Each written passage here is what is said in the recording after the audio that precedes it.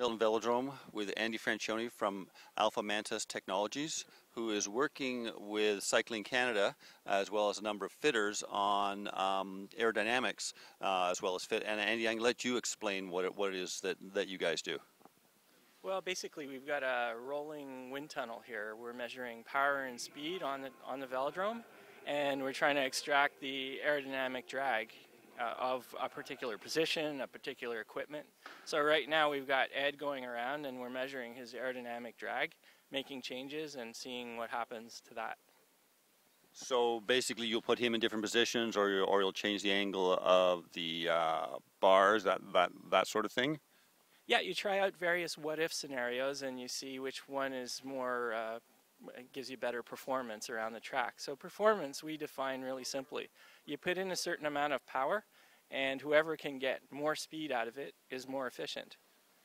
So what are the sort of things that you track when you're doing this? Like how do you do it? So there's a number of ways, but obviously positioning, making back angles smaller, longer reach for the cyclist is one of the more important things. We also swap in and out some of the components on the front end of the bike. That's very important. And with every one of those we test it and we keep whatever is fastest. So what are the things that you're measuring? I mean, obviously, as you said, it's like a rolling wind tunnel, so it's not as precise, or you can't fix the quantities the same as you can in an air tunnel. But how do you replicate it?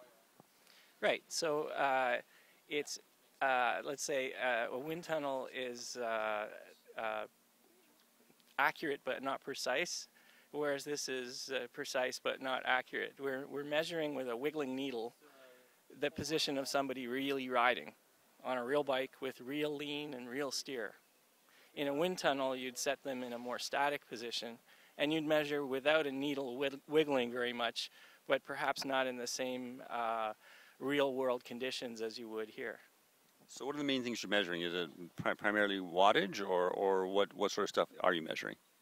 So we have a big on-the-fly telemetry system that calculates by taking in power and speed from the rider. We also have a little timing tape there that aligns all the data so we know where we are on the track, we know where the turns are, and so we can calculate the leaning and other effects. So what are some of the things that you found working on the track? What are some of the outcomes that you've seen so far? Well, for regular cyclists, for sure, any kind of measurement is bound to help them. Most people come with saddles that are perhaps way too far back and way too low.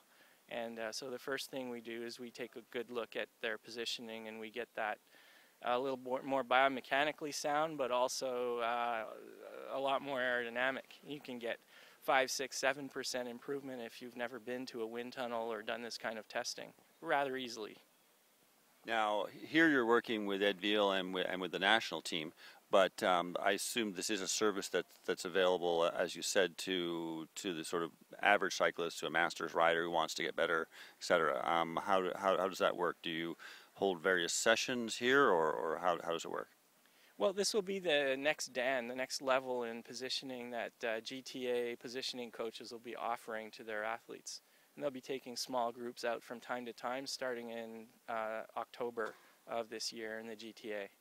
So are you training them on the system, and they will do it themselves, or is this something where you will come in and offer this service working with fitters? We'll certify them according to our level of using the equipment, but eventually they'll be on their own and doing the testing themselves.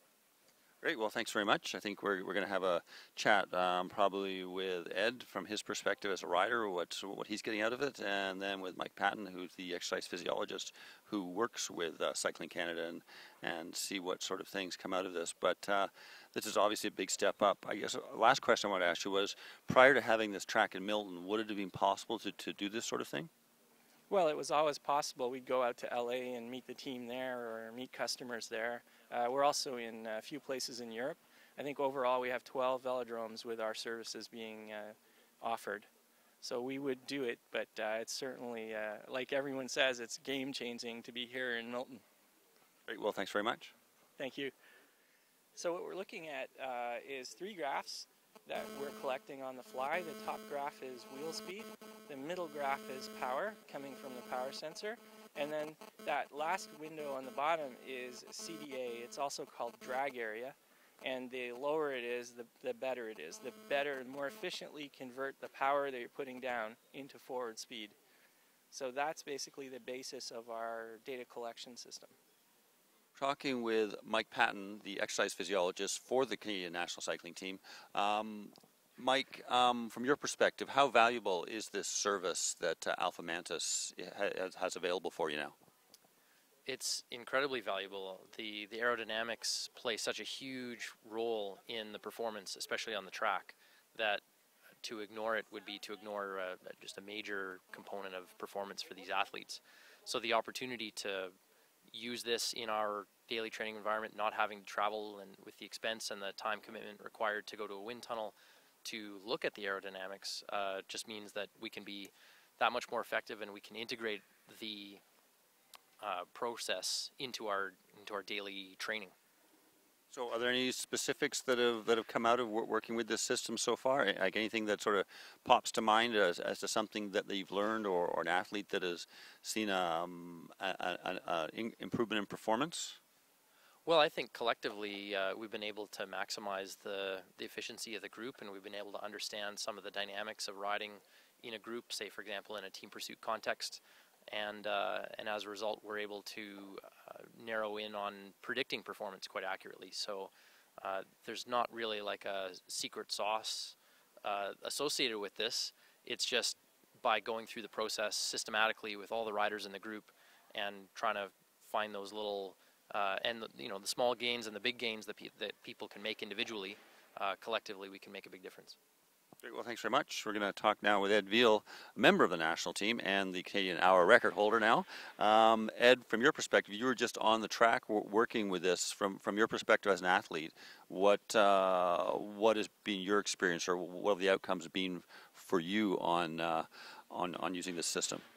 Well, when I showed up today, I was they welcomed me as the test dummy. So I'm not going to overwhelm you with info like Mike, but I would say anything that can help me get a little faster, I'm interested. So when they said, "Come on, check this out," I was here lickety split. So you haven't had a chance to then go through the data and figure out what adjustments you're going to make yet, or have you already started to see some adjustments that might make a difference? I can only go by what Mike was saying. So when I'm on there, they're collecting the data. I haven't seen any of the data, but right away, Mike said we can already make some improvements. So that puts a smile on my face. Great. Well, thanks very much. Hey, thank you.